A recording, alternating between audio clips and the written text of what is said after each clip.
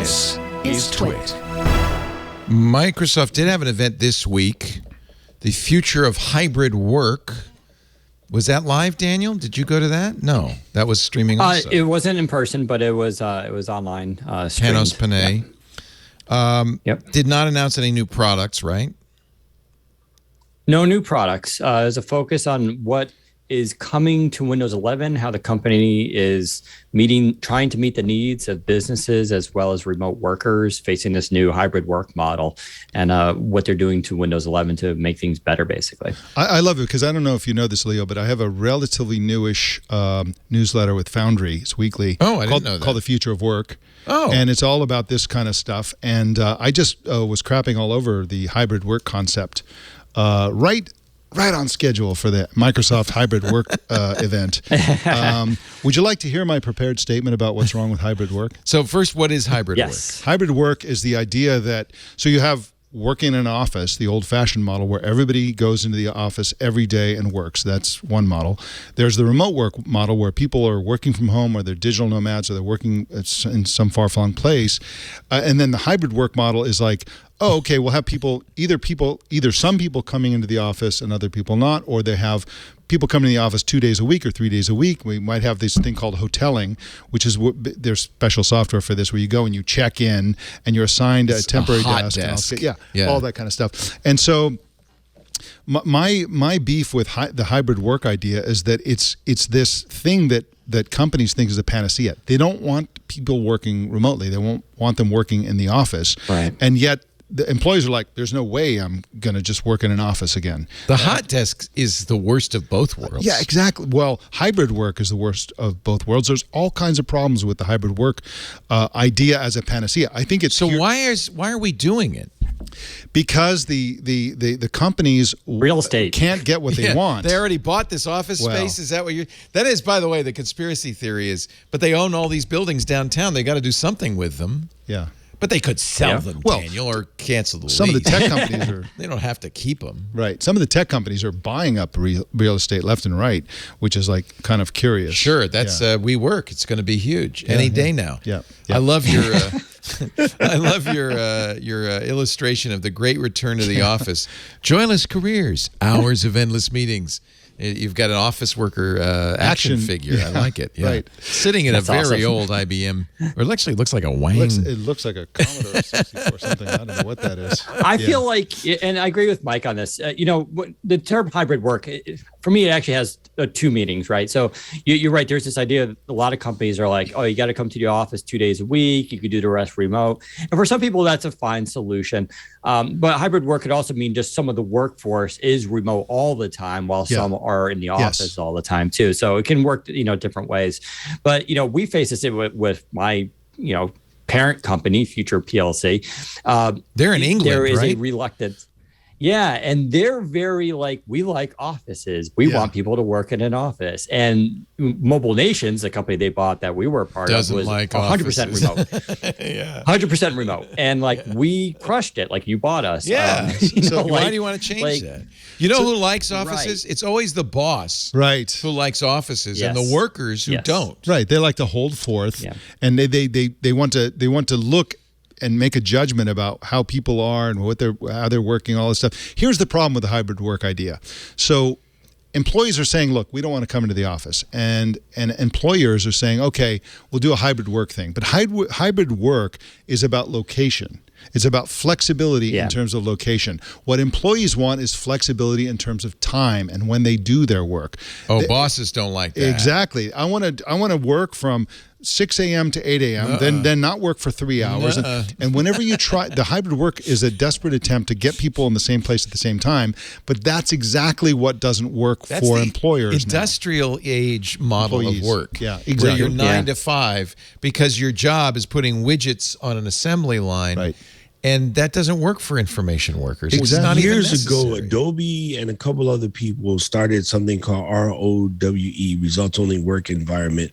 What's his face? Jason from the old Basecamp team. They're all Jason part of Fried. this. Jason Fried. There we go. They're all part of this thing.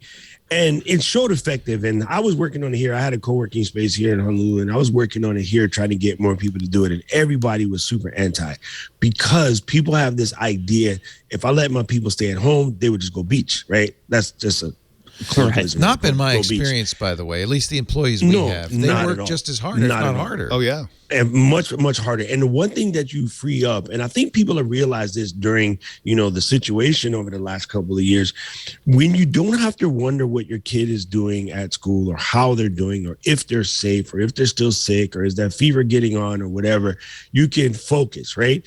And so a lot of times, to be able to just walk over into the bedroom and peep and see that they're getting their study on, doing their thing, and you can go back to doing your thing, it's fine. The people who didn't like it were the people with bad kids. That's a parenting thing. That's not my fault. If my parents had work at home environment, we were never interrupting him in Zoom, because we didn't say things like, when mom and dad was working, you would be silent. That was just a thing. Yeah. So part of it, I believe, is a lot of the management people and the bosses, if you will, who feel like the other people are going to slack, are the bosses who do the most slacking themselves. Yeah. Because they just think you're thinking. They're projecting. They're projecting. Right, you're projecting. That's the word I was looking for. They're projecting. And it's like, people, it's always been stated, if you let people be people, they will normally do fine. When you give them the opportunity to be stuck between, I don't trust you, so I'm going to lean on you, they will do things to see what they can get away with, because that's the test. And proof of this, in upstate Washington, a lot of places here, they have these stands, right? So you can go to a vegetable stand in Maui, and all the vegetables there. There's a bucket. You pick up what you pick up. You put and you dig, and nobody's jacking vegetables. I'm sorry, they just don't. I did that once for Halloween. I was hoping I wouldn't have to hand out candy. I put all the candy in a bucket, and the front door was gone in a minute.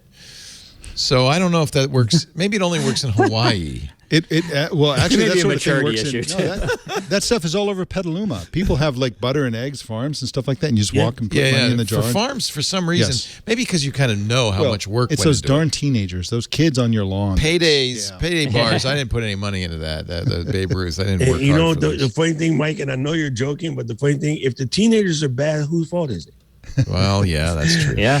So this ROWE, results only work environment. Obviously, it doesn't work for everybody. It only works for people who have a deliverable that you can measure. Yeah. Like our editors, for instance, they either get the job done and get the stuff out, or they don't. And we don't. Right. They can work from home if they could. Right. I mean, they need the hardware and stuff, but we've set it up so they can work from home. But then there's kind of information workers. And Lisa says this, and I kind of agree with her. There's certain people, like people in marketing, you want them in house because there is a kind of creative and marketing types. People who are drawn to marketing are the kind of people who. Exactly. I remember working in magazines. Used to edit magazines for a living, and there was always this huge cultural and personality gulf between the ad sales people and the editorial people. Editorial people wanted to do everything on email. The ad sales people always wanted to have a call, right? Always on the phone, always talking, always social, always meeting. And the editorial people wanted to be in their own office, like, and all this kind of stuff. But let me tell you something about this deliverables thing that I discovered in Morocco, which was really kind of fascinating. So Morocco. You just came back. Just came back a few days ago. Just did a gastronomad adventure in Morocco. Exactly. There's a product that's grown only in Morocco called argan oil. I love argan oil. It's amazing stuff. Yeah. But it grows only in Morocco. There's a little farm in Israel and some other country, but basically it's indigenous to. I had never heard of it. We were in Tangier. We bought some. It's amazing. And it was like, oh my God, this stuff is the best oil. It's like a miracle ever. Oil. Yeah. So they roast it for food, and then the non-roasted versions for cosmetics is totally blowing up for cosmetics in the last couple of years and so on. But we went to an argan. Women do this work, and they have these cooperatives. So we went to this women's cooperative for argan oil, and guess what, Leo? All the women were working from home. So the way they process the argan oil, they've got a deliverable. They have exactly. So they crack the stones with a rock. It's very hard to do. I bet you it's labor intensive. It's labor intensive, but they sit on the floor on a rug, and they crack the nuts individually with a rock between a rock and another rock, and then they separate the seed out, and then so what they're doing is they deliver the uncracked seeds to their homes. Then in their own time, they crack them, and then they bring the cracked seeds back to the factory. Wow. So it's not about information work. It's about when you can measure the deliverable, Yeah. it can be anything.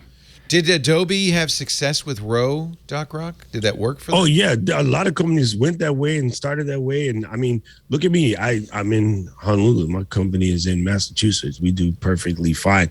But I agree with Mike because I'm in marketing department. What do we do every day? We huddle on Slack, and that's our thing. Like we have a good time because we get to hang out. And I go out of my way to try to visit Mass twice a year just to come in, not from the hybrid thing, but just to connect with the team, have dinner with the crew, things like that. I did want to tell you, if you haven't seen it already, this is probably like 2 years old. Fantastic video from Business Insider about why argan oil is so expensive and it's so labor intensive in hand. But oh my goodness, it's awesome. It's very, very awesome. And I should point out, I use argan oil every day for the beard. Yes, if you think he has a sleek, beautiful beard, it's because it's argan. Thank you for argan oil. 100%. I'd never heard of it. I thought we were getting scammed because we went to the Medina and there's a guy who specialized in argan oil. You might have been. So they cut it. They cut it in the Medinas. The pure stuff you get at the cooperative. It's just like heroin or anything else. But basically, do they put baby laxative in argan oil? Who knows? No, basically it's. No, I know if you go to the store and look for argan oil, 3%, 2%, yes, 1%. It's not whole. Right. But oil. one little factoid: you've seen the photos of the goats in the trees in Morocco, right? Yeah. So what they do is the goat herders work with the argan producers, and they have the goats go into the trees and eat the argan seeds, and 60% of them they spit out, and 40% of them they go out the other end. Really valuable. But either way, it softens the shell, makes them easier to crack. And so a lot of argan oil is actually both ends. Been processed by a goat. Oh my God! And the goats are in trees. Yes, they actually go up in the trees and eat them directly from the trees. And it's only in a specific part of Morocco. Wow. It's near Essaouira, between Essaouira and Marrakesh. There's this argan area, and that's the only place where it grows in the world in any significant amount. I can't amount. believe Doc Rock knew all about argan oil. Well, you saw his beard. Man, that's what you got. Man, you got to keep the beard, and plus, that's how I stay looking young. Like I still look like a teenager. So the whole time I had it, I was putting on my cuticles on my nails. It was great. Yes. And I have not found anything as good as that. Good. Well, Moroccans eat it for breakfast. It's the most amazing thing. They grind argan seeds with almond oil and put honey in it. Those three ingredients, and they dip bread into it. And it's the most delicious. Yeah, I love Moroccan food. We got a restaurant here. It's so good called Kanzaman, and they have the best Moroccan. Is that where couscous comes from? Is that couscous? Well, it's from the Maghreb, so Morocco, Algeria, and Tunisia. Essentially, it's basically where the Berbers live. The Berbers. It's a Berber food. It's a Berber food. They make dope carpet. Yeah. Yeah, dope carpet too. Oh, Gastronomad.net. Look at the Morocco experience. You're going to be just back from the one in the spring. Now you've got two in the fall. One this year and one next year. Yeah, the fall this year sold out. Sold out. Man. So, but next year is not sold out. And this is the longest Gastronomad you do. It's a 2-week experience. It's 2 weeks. Yeah, because you move around. We go to Chefchaouen, Fez, Marrakesh, Meknes, which is a wine country. We go in the desert. We go to Essaouira. Nice. So it's a really glorious experience. What fun. Yes.